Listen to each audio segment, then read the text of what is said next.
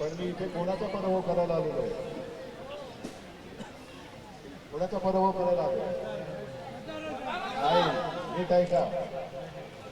मला विनोद घोसाळकरांचा अभिमान आहे, कारण विनोद घोसाळकर आज शिवसेना शिवसेना त्यांचं घर त्यांनी फोडलं, त्या वृत्तीचा मला मी इकडे आलो.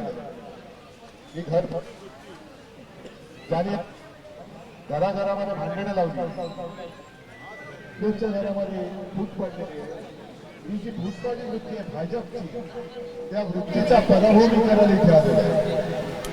नाहीतर आपण विरोध, तुम्हाला माहिती आहे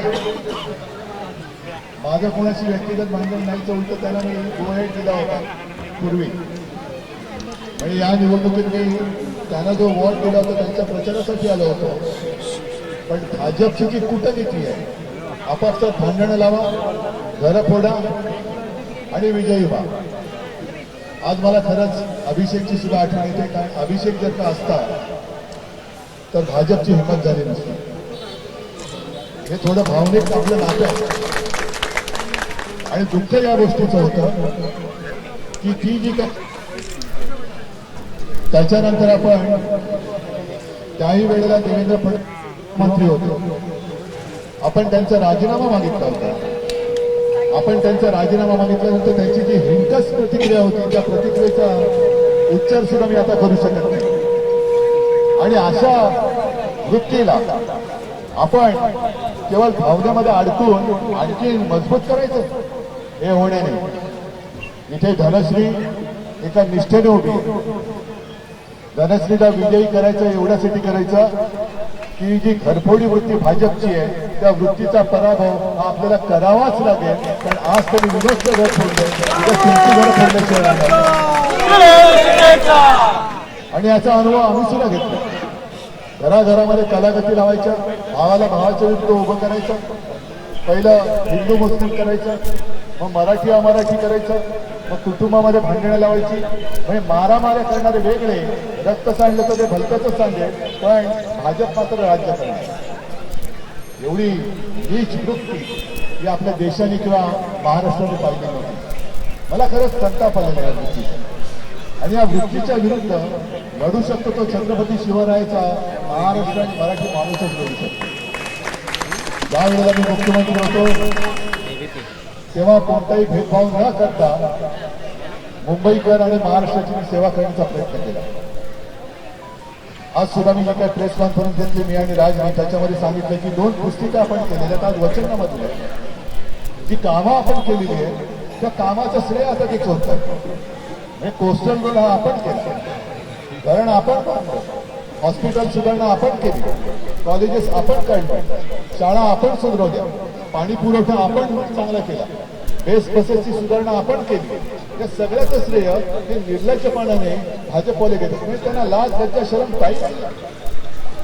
एक तर स्वतःमध्ये कर्तृत्व नाही, म्हणून दुसऱ्याची केलेल्या कामाची ते चोरी करतात. आज तर कहर झाला. मी येताना रस्त्यावरती बघत होतो, जो शिवसेना प्रमुखांचा पुतळा हा आपण, होय आपण रिगलच्या इथे उभारला, तोही फोटो मी त्याच्या होल्डिंगवरती टाकला. अरे काहीतरी लाज ठेव. म्हणजे पक्ष चोरताय, चिन्ह चोरताय, केलेल्या कामाचं चोरी करताय, मतं चोरी करताय.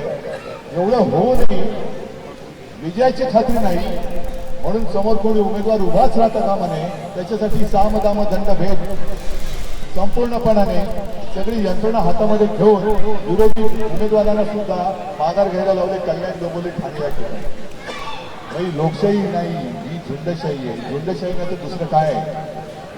आणि या झुंडशाही म्हणजे हुकुमशाही पेक्षा जास्त भयानक.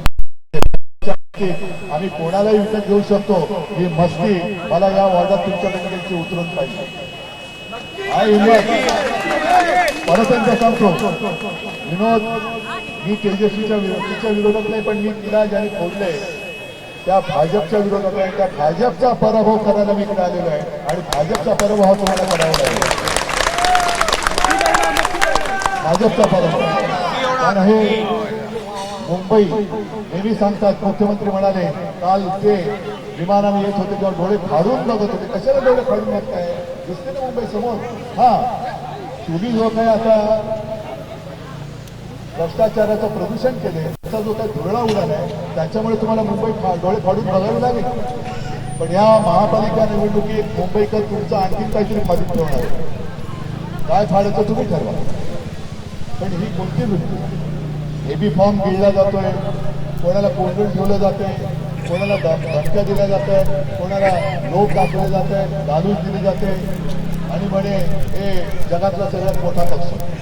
हा एवढा वाजवटा पक्ष आजपर्यंत आपल्या देशात जन्माला आलेला नव्हता.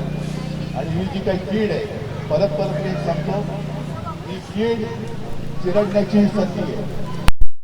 ही कीड तुम्ही चिरडावी म्हणून मी इथे आलेलो आहे ना हिंमत? गाफील राहू नका.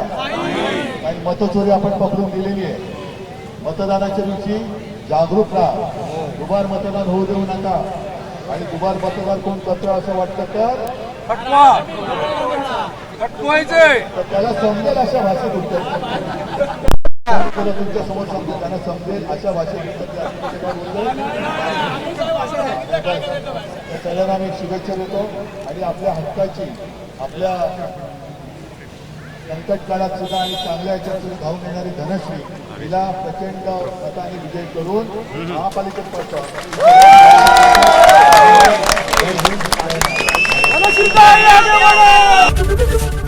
एबीपी माझा, उघडा डोळे बघा नीट.